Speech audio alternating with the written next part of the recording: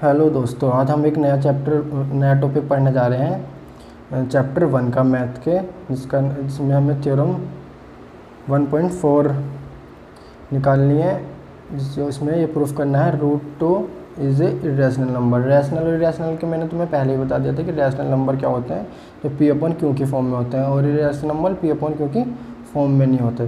तो इसे सोल्व करने से पहले मैं तुम्हें एक बात जो तुम्हें पहले जाननी चाहिए वो चीज़ जान लेते हैं कि मान लीजिए कि हमें कहीं पे जाना है और वहाँ जाने के बाद जाते समय वहाँ पे हमें दो रास्ते दिखते हैं। तो हमें पता है कि इनमें से जैसे हमें ए जगह जाना है और दूसरी जगह है बी, और हमें ये पता है कि एक जगह इन रास्ते में से एक तो ए है एक बी है, ये हमें पता है। जो यहाँ से जा रहा है वो यहाँ जाके क्या चूज़ करता है, वो रास्ता ये वाला कोई एक रास्ता चूज़ करता है, और वो जब जाता है तो उसे पता चलता है कि वो बी पे आ गया। तो अब इसे ये बात पता चल गई कि जो दूसरा रास्ता था वो ए है। यही चीज़ सेम हम यहाँ पे यूज़ करेंगे। हम क्या करेंगे, √2 को लेट अस एज्यूम एक कॉन्ट्ररी हम √2 को एक रैशनल नंबर मान लेंगे।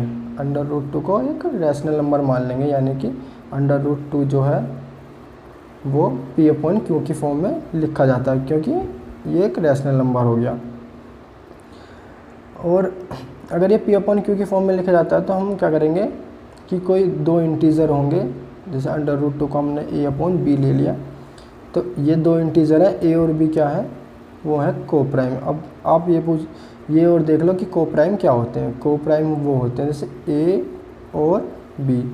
अगर इन दोनों का HCF 1 हो तो ए और बी कैसे होंगे, कोप्राइम होंगे। तो हमने कोई √2 P/Q की फॉर्म में लिख लिए, ए और बी एक तरह से कोई इंटीजर्स हैं और वो दोनों आपस में क्या है, कोप्राइम्स हैं। तो अगर ये कोप्राइम्स हैं तो √2, एक बात तो ये होगी कि ये दोनों कोप्राइम्स हैं, √2 A/B हो गया। अब हम √2 को लिख लेंगे b × √2 = k, squaring both side, दोनों तरफ स्क्वायर कर देंगे। तो ये हो जाएगा 2b² = k a²। एक थ्योरम है इसी चैप्टर में, थ्योरम 1.3 क्या कहती है। 1.3 ये कहती है, अगर कोई प्राइम नंबर किसी नंबर को जैसे a² को डिवाइड कर रहा है कोई प्राइम नंबर, तो वो a को भी डिवाइड करेगा। ये कहती है थ्योरम 1.3। तो जैसे यहाँ पे देख सकते हैं कि 2b², तो अगर 2b² = a² है, तो यानी कि हम a² को 2 जो है a को डिवाइड कर रहा है, तो 2 जो है a² को डिवाइड कर रहा है, तो 2 जो है वो a को भी डिवाइड करेगा, यानी कि a को भी डिवाइड करेगा। तो 2 जो है हम a को जो है 2 की फॉर्म में लिख लेंगे, यानी कि हम a को लिख लेंगे, यानी मान लो हमने 2c लिख लिया, क्योंकि 2 जो है डिविजिबल बाई है a के। इसे तुम इस तरह से समझ सकते हो, जैसे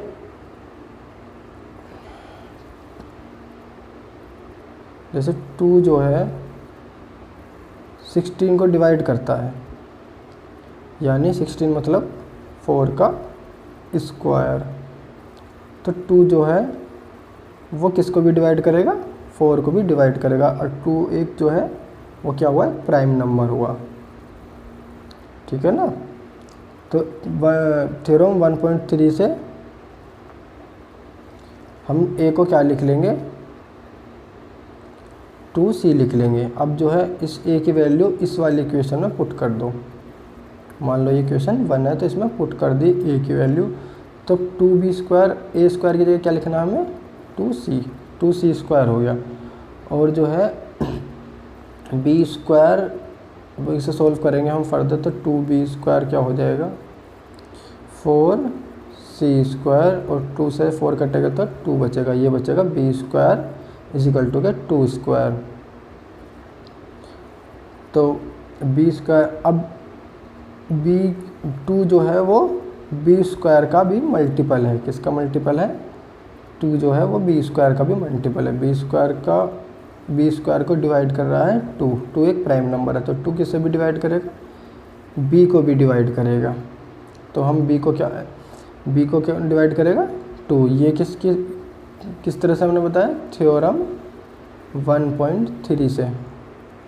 कोई प्राइम नंबर किसी के स्क्वायर को डिवाइड करता है तो प्राइम नंबर उस नंबर को भी डिवाइड करेगा।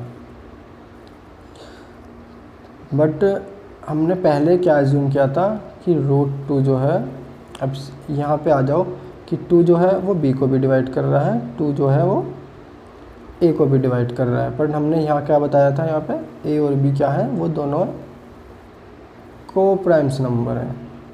को-प्राइम्स कौन होते हैं? जैसे a और b अगर को-प्राइम्स है तो इनका HCF 1 होगा। बट HCF 1 होगा और ये जो है हमने दो लिखे हैं, b भी 2 का मल्टीपल है, a भी 2 का मल्टीपल है, यानी कि HCF 2 तो होगा जब दोनों संख्या 2 की मल्टीपल है। पर ऐसा नहीं होना चाहिए क्योंकि हमने पहले बता दिया था कि ये को-प्राइम है।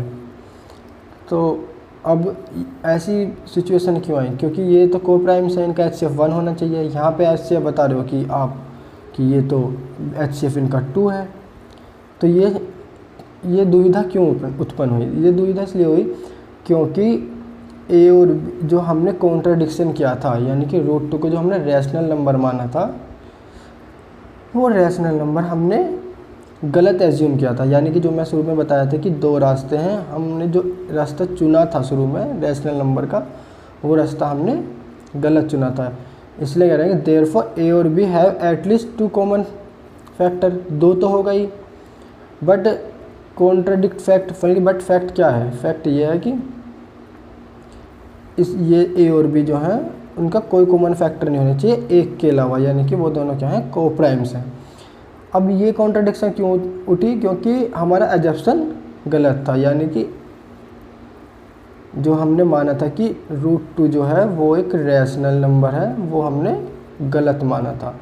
तो अब रास्ते तो 2 ही हैं, या तो ये होगा या ये होगा। रैशनल नहीं है तो फिर ये √2 क्या है? इर्रेशनल है। नंबर सिर्फ 2 ही तरह के होते हैं, रैशनल और इर्रेशनल। अगर रैशनल नहीं है तो वो नंबर क्या होगा? इर्रेशनल होगा। तो यहाँ ये फैक्ट पूरा होता है, we are conclude that √2 is a irrational number. अगर आपने रैशनल इर्रेशनल जानना है तो मेरी पहली वाली वीडियो देखें। आपको ये वीडियो कैसी लगी इसमें कमेंट करें और बताएं मुझे। Thank you.